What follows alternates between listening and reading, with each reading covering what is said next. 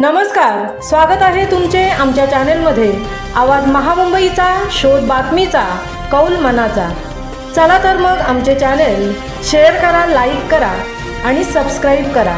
धन्यवाद। मोठीजुई येथील साथी म्हणजे गावात येणाऱ्या रोगराई व संकटावरील काटेरी कुंपण। प्रत्येक गावच्या रूढी म्हणजे गावांमध्ये पूर्वापार चालत आलेल्या चालीरीती आणि परंपरांमध्ये सण, उत्सव, लग्न अशा अनेक प्रथा येत असतात। गावच्या रूढीमुळे गावात एकोपा व सामुदायिक भावना टिकून राहते। दिवाळी, होळी, दसरा, गणेशोत्सव, गोविंदा, गावची जत्रा अशा अनेक सण उत्सवांमुळे पूजा अर्चा, पारंपरिक गाणी, नाच, खेळ अशा या गावच्या रूढींमुळे तर खऱ्या अर्थाने गावची विशिष्ट ओळख निर्माण होते आणि लोकांमध्ये एकतेची भावना वाढीस लागते। असेच एक उरण तालुक्यातील गाव मोठीजुई या गावच्या नावातच या गावची खरी ओळख आणि गावची श्रीमंती आहे। मो म्हणजे मोठ्या मनाची माणसे, ठ म्हणजे ठिसूळ दगडांवर वसलेली, जू म्हणजे जुन्या रूढी परंपरा जपणारी आणि ई म्हणजे ईश्वरप्रेमी अशा या गावात सण उत्सव म्हणजे गावच्या प्रत्येक व्यक्तीसाठी एक आनंद उत्सवच असतो। हे गाव तसं विस्ताराने फार मोठं आहे। जवळजवळ शेतजमीन व मिठागरे पकडून 1650 एकर जमिनीवर वसलेले हे गाव आहे। शेतीवर उदरनिर्वाह करणारे हे गाव, जोडीला मच्छीमारीही केली जाते। अशा या सुंदर गावची एक परंपरा फार आगळी वेगळी, देवभोळी, भक्ती रुजवणारी अशी ती म्हणजे साथी होय। शेतीची कामे सुरू करण्यापूर्वी गावच्या 1650 एकरमध्ये गावातील जेवढी ग्रामदैवता आहेत, छोटी मोठी या सर्व देवतांना मान देण्याचा कार्यक्रम म्हणजेच राखणदाराला मान देण्याचा कार्यक्रम म्हणजेच ही साथी होय। ही परंपरा शतकानुशतके चालू आहे। पावसाळ्यातील मृग नक्षत्राचा पाऊस संपला की दुसरे नक्षत्र सुरू होण्याअगोदर हा सण साजरा होतो। गावची गावधणीन, गावची ग्रामदैवता गावच्या रक्षणासाठी 7 घाटांवर बसलेली आहे। ही मरीआई आहे। या मरीआईचा पहिला मान काढला जातो। हीच ती मान काढण्याची परंपरा फार रोमहर्षक आहे। ती अशी की समुद्राच्या भरतीच्या काळात तिचा मान काढला जातो। यावेळी तिची परडी समुद्रात सोडली जाते। पण या अगोदर गावच्या वेशी म्हणजे शिवा बांधण्याचा कार्यक्रम केला जातो। यावेळी सुमारे 14 भजन मंडळात 7 भजन मंडळींचे 14 पंच मिळून हा मानाचा कार्यक्रम मोठ्या भक्तिभावाने पार पाडतात। अगदी पूर्वजांपासून हे गावच्या 4 वेशींपर्यंत निवडक पंच जाऊन 4 जण शेवटच्या घरापासून काही अंतरावरती खड्डा खणून तिथे 7 धान्यांचे पीठ, आईच्या मानाचा लिंबू असा हा साग्र संगीत तिचा मान त्या वेशीवर पुरण्याचे काम म्हणजेच गावच्या शिव्या बांधण्याचं काम केलं जातं। तेव्हा शिवा बांधल्या जातात।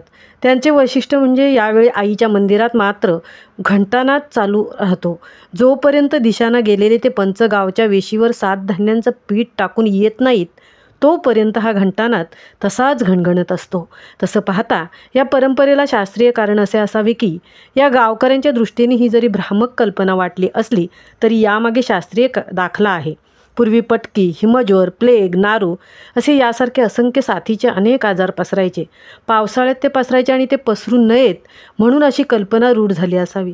याकरता अशा या गावच्या वेशी बांधल्या जायच्या। रविवार किंवा मंगळवार हा वार नेमून मग आईचा मान काढण्याचा निर्णय पंच घेत असतात।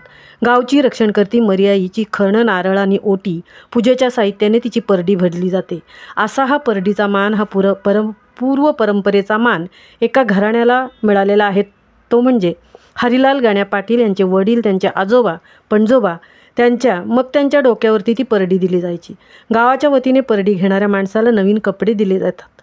नवीन वस्त्र परिधान करून मग डोक्यावर परडी घ्यायचे।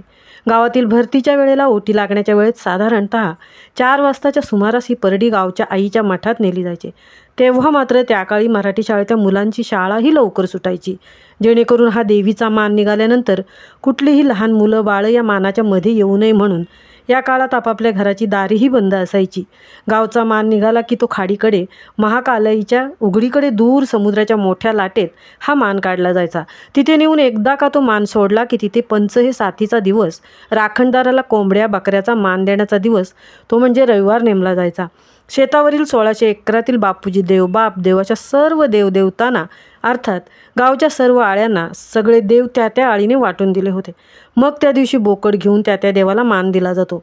घारी, पापडी, मलिंदा, बोकडाचा मान असतो। हा मान म्हणजे एका आळीत 150 कुटुंब अशा प्रकारच्या कुटुंबाची ही साथ असते। 150 मटणाचे वाटे केले जातात। ते एका टोपामध्ये शिजवले जाते आणि मग तो प्रसाद म्हणून गावातील प्रत्येक घरात आणि प्रत्येक प्रत्येक व्यक्तीला वाटला जातो. अशी ही साथीची परंपरा आजही मोठी जुई गावात जपली आहे, रुजली आहे. अजूनही या भक्तिमालेत कोणताही बदल झालेला नाही. महत्त्वाचे म्हणजे मृग नक्षत्रानंतर लावणी सुरू करण्याअगोदरही, आवडणी सुरू करण्याअगोदरही असा हा देवीचा मान काढला जातो.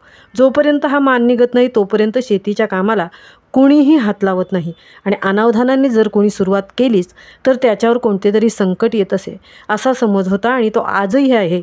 त्यामुळे या गावचे सर्व नागरिक ही साथी मनोभावे पार पाडतात. एकदा का हा साथीचा मानपान दिला की मग शेतीच्या कामाला आनंदाने सुरुवात होते. आवाज महामुंबईचा चॅनेलसाठी तृप्ती भुईर, मोठी जुई उरण.